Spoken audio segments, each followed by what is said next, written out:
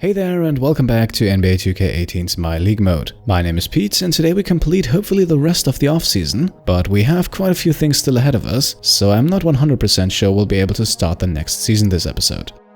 In the last episode we had the draft and we drafted Mohamed Bamba to the Legionnaires, and today we'll have a look at options and most importantly at free agency.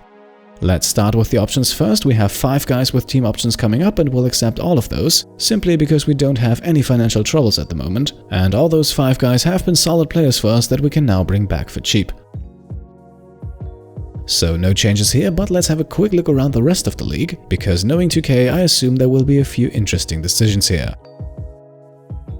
And here is the first one. The Denver Nuggets decline Malik Beasley's 2-year team option. Now Beasley currently only has a 73 overall rating, but that is the result of a hefty morale penalty, probably from playing in the G League for too long, as normally Beasley's rating is a 76. And a 76 overall guard who's athletic and can shoot the ball and is only 21 years young, that is certainly a player who could draw attention in free agency, and definitely also a head scratcher here, because for the Nuggets accepting that team option should have been a no-brainer. The Warriors understandably not too focused on developing young talent at the moment, and so they declined their team option on Kevin Looney. While we don't really need a big man right now, things might always change, so let's at least keep him in mind. The same thing is true for Pascal Siakam and Gerald Martin, by the way, who both had their team options declined as well by Toronto and Memphis. Now, one of our main goals in free agency is to bring back Yogi Ferrell, but of course there is no guarantee that works out as planned. For that reason, it's good to see that Memphis also declined the player option for Andrew Harrison, who looks like a good alternative should things not work out with Ferrell, and is therefore also a player to keep an eye on. 2 more guys to keep in mind here would for example be Jerian Grant from the Bulls and Spencer Dinwiddie from the Brooklyn Nets. But like I said, all of those guys are not the primary focus, because after a nice performance last season we want Yogi Ferrell back as our starting point guard.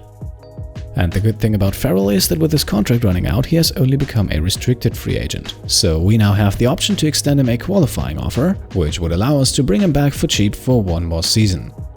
Now, alternatively, we could also offer him a long-term contract, but to be honest, despite the performance last season, I think that Tyler Ulis will eventually surpass him in the rotation. For that reason, I'm perfectly happy with only 1 more year of Ferrell. The only thing we have to hope for now is that no other team in the league makes him a big contract offer. And with that, we have now reached the free agency moratorium. In this period, we can already offer contracts to players, but they cannot sign them yet. At the same time, when it comes to restricted free agents, the teams can already match offer sheets, so it's a good way to put some early pressure on those teams. And that is also exactly what I plan to do. To be specific, I have 4 players here on my list, and ideally one of them decides to sign with us. However, 3 of the guys are actually restricted free agents. At the very top of my list is Denver's shooting guard Gary Harris. However, I think it's safe to assume that Denver will match pretty much anything here, but still, you never know. Should we be unable to sign Harris, my next target would be Zach LaVine, who could maybe also be interesting as an option for the point guard. But once again, I expect most offer sheets to be matched for him. The first unrestricted free agent on the list is Kentavious Caldwell-Pope, another young wing player who could be a nice upgrade for our roster. The 4th guy on the list is then restricted free agent Rodney Hood, who I like not only because of his sharpshooting abilities but also because of his size. At 6'8", Rodney Hood has some great length for a guard, and with that he has the chance to create a lot of mismatches offensively.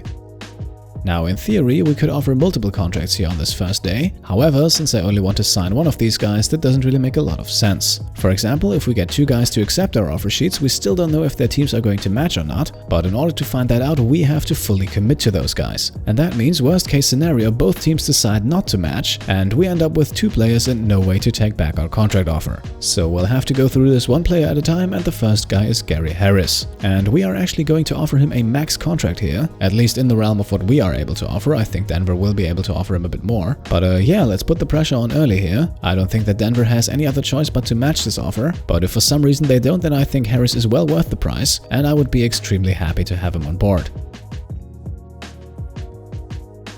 So after 1 day, Gary Harris has at least verbally agreed to our offer, but sadly that is nothing to celebrate at the moment.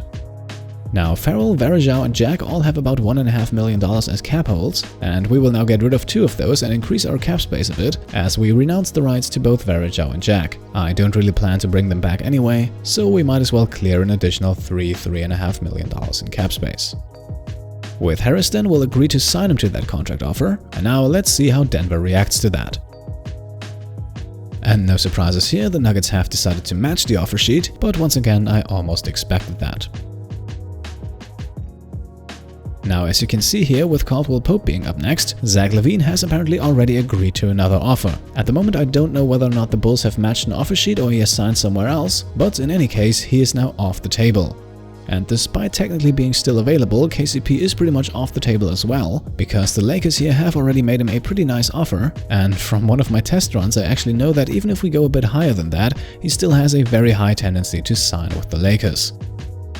So I don't want to risk wasting another day here, so let's move on straight to Rodney Hood, who apart from his qualifying offer has not gained much interest. Now it says here on the right that Hood expects about $18 million per year, so let's go in a bit more aggressively than that and offer him 19. We're also going to offer him a full 4-year contract, so in total that will be worth $76 million. And once again, Hood is interested, and so are we of course, so let's see if the Jazz decide to match. And it seems like they don't want to match. Interesting, I actually hadn't expected that. So, in my opinion, a very stupid move by the Jazz. But hey, we just signed our first high-profile free agent, Rodney Hood. Welcome to the Louisville Legionnaires. Now at this point you might rightfully ask yourselves, Pete, why did you sign another shooting guard? And that question of course has its place because Josh Richardson had a great year for us, and with both Abrines and Vaughn the backup situation isn't too shabby either. However, next to the shooting guard, Richardson is very capable of playing the small forward as well. So had we been able to sign a guy like Harris, LaVine or KCP, he would have simply been able to switch over there. However, and that is why looking back the Rodney Hood signing becomes a very good move for us. Rodney Hood is 6'8", and despite being listed as a shooting guard or point guard, he has absolutely no problem playing the small forward as well. As a matter of fact, he's actually better suited for that position than he is for the shooting guard, and so I think Richardson and Hood will be able to start alongside each other, Richardson at the 2 and Hood at the 3. You might now be asking yourselves where this leaves Mo Harkless and Kyle Kuzma, and we'll get to that, but I can promise you none of the guys that looked good last season will suffer as a result of this move. Now, with the addition of Bamba in the draft and Hood in free agency, our roster is already full, and we haven't even re-signed Ferrell yet. Additionally, there are also not that many free agents left that would fit in with the team, so I decided to simply skip ahead through the rest of the period. On the 6th day of free agency then, potentially troublesome news, Yogi Ferrell gets an offer sheet from Atlanta. However, as we can see here, that offer is absolutely nothing to worry about. 1 year for only $1.76 million, I believe that's actually less than the qualifying offer we gave him, and of course we will gladly match that. Alright, and with that, Ferrell is now also back on the roster. Our team is now filled to capacity and even more than that, so let's now skip ahead to the end of free agency and let's have a look at the more high-profile moves. And we start with a move that already pisses me off quite a bit. DeMarcus Cousins signs with the Chicago Bulls. As we can see, the Bulls apparently did not re-sign LaVine, and with the money they saved, they signed Cousins to a 2-year deal. And this right here is a perfect example of why 2K definitely needs to improve their free agency logic. First of all, the team choice here makes absolutely no sense for Cousins. One could argue that he's now in a worse position than he was back with the Kings, but I think it's safe to say that the situation definitely has not improved compared to the Pelicans. On top of that, accepting only a 2-year deal is incredibly stupid for him, knowing that Cousins will be 30 by the end of it and might have already started to decline. In short, anything less than a 4-year deal makes absolutely no sense for him. And then last but not least, why didn't the Pelicans make him a competitive offer? I actually looked into that, and the reason is quite simple: they didn't have enough money. And this is something else that bothers me. The Pelicans decided to hold on to horrible contracts, like for example Solomon Hill or Omar Ashik, who both take millions away from the Pelicans. And with both Anthony Davis and Jrue Holiday already signed to huge deals, the Pelicans simply didn't have enough money to re-sign Cousins. And this is why I think 2K needs to step it up. Worst case scenario, make the Pelicans give a guy like Solomon Hill up for pennies on the dollar. If you only get an expiring contract and a second rounder back in return, well, that's a problem, but probably not as big of a problem as losing DeMarcus Cousins after just making the playoffs. Now, I might be irrationally angry at this because I'm a huge Pelicans fan, but we actually see a very similar thing happen with the Golden State Warriors, who just let Kevin Durant walk to Indiana. And once again, this is something that under normal circumstances should not happen. If I'm the Warriors, especially with a season-ending injury to Steph Curry, I make every move possible to be able to re-sign Durant, even if that means I have to let some of my role players walk for basically nothing. Instead, 2K's free agency logic has the Warriors mess up big time here, and so a team that just won back-to-back championships will now play their next season without their 2 most valuable players. Right, I apologize for the short rant, but as someone who's focused on realism, that really gets me going, and I simply wish that next to implementing things like bird rights, moratorium periods, mid-level exceptions, hard caps, and luxury taxes, I wish that 2K would also implement a logic that takes all of these factors into account and then makes smart choices with them. But sadly, especially when it comes to the superstar players in the league, more often than not, that is not the case. So I guess we'll just have to wait and see where LeBron ends up next year. For now though, let's get back to business and have a look at a few other high-profile free agents this year and see where they ended up. And we actually stay in Indiana for the next one. Julius Randle joins the Pacers on a 2-year $38 million deal, and apparently for some reason the Lakers were not willing to match that. One restricted free agent that stayed at home for a change, Marcus Smart, who extended his tenure in Boston by 4 years, signing an offer worth $97 million. Zach LaVine, like I said, no longer with the Bulls, but therefore now joining the Hawks, who also only signed him for 2 years on a $45 million contract. The Jazz lose Rodney Hood to us, but steal Aaron Gordon away from the Magic, who once again for some reason decide not to match Gordon's 2-year $50 million offer. Carmelo Anthony surprisingly back with the Knicks. The roster file that I started this playthrough with still had him on the Knicks, and apparently they decided to bring him back for 2 more seasons.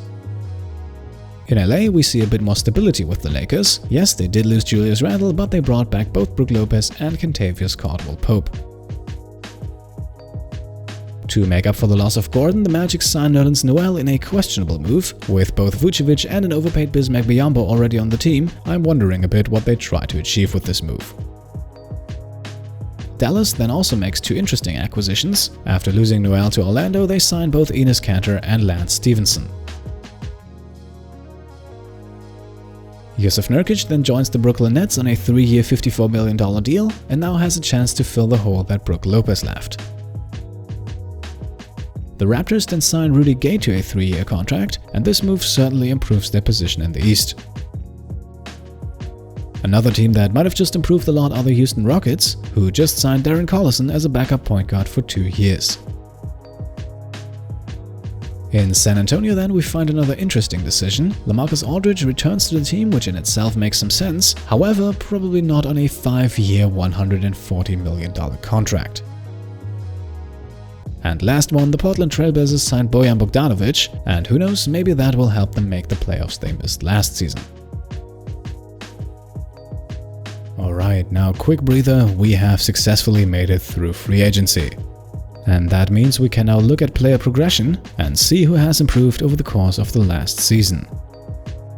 And this is of course nice to look at, greens all across the board. Tyler Ulis and Josh Richardson both improved by 2 points, Kyle Kuzma improves by 3 and Deontay Davis also improves by 2, but for Kuzma that likely also has to do with his position change.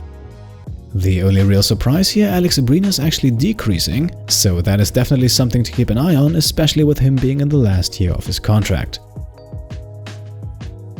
And then we have more 3-point increases for the guys off the bench. Bryce Johnson, Rashad Vaughn, Cheick Diallo, Joe Chi and Tyler Lydon all improved their overalls by 3 points, so I think figuring out a rotation for the next season might be a bit tougher than expected. Now coming up, we have the Summer League, training camps, and then we can finally advance to the next season, but I think we'll cover all of that in the next episode. If I find some time to do so, in the meantime I will also change the jerseys a bit, as some of you have already rightfully criticized that the names on the back are a bit hard to read. In the meantime, let me know what you think about our offseason so far. Do you like the addition of Rodney Hood? What do you think about Cousins signing with the Bulls and Durant signing with the Pacers? And of course, with those moves made, who do you think has a chance at the NBA title next season? So leave your comments down below, I'd be interested to see what you think. And of course, if you like this episode, then leave a thumbs up, and if you want to support the channel, then feel free to subscribe. Thank you all for watching, and I'll see you next time. Cheers!